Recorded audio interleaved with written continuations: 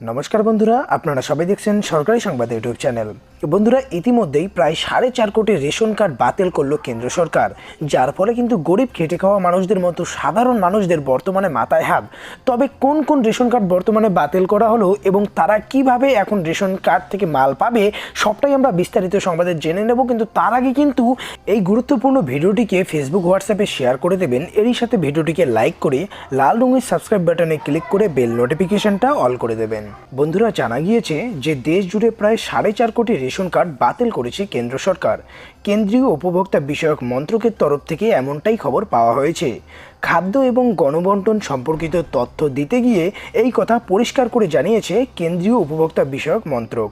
শুধু এই নয়, তারা আরও বলেছে যে 2013 সাল থেকে এখনও পর্যন্ত মোট 4,39,00,000 রেশন কার্ড বাতিল করা হয়েছে।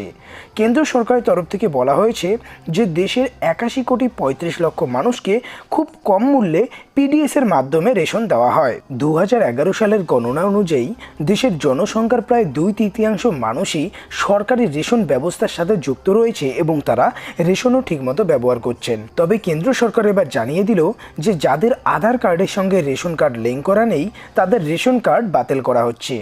ভুয়ো কার্ডের কারচুপি বন্ধ করতে রেশন কার্ডের সাথে আধার কার্ড লিঙ্ক করা বাধ্যতামূলক করা হয়েছে। শুধু তাই নয়, বহুদিন আগে থেকেই কেন্দ্র সরকারের তরফ থেকে এক দেশ এক রেশন কার্ড নামে একটি নতুন প্রকল্প চালু করার সিদ্ধান্ত ভাবনা চলছে।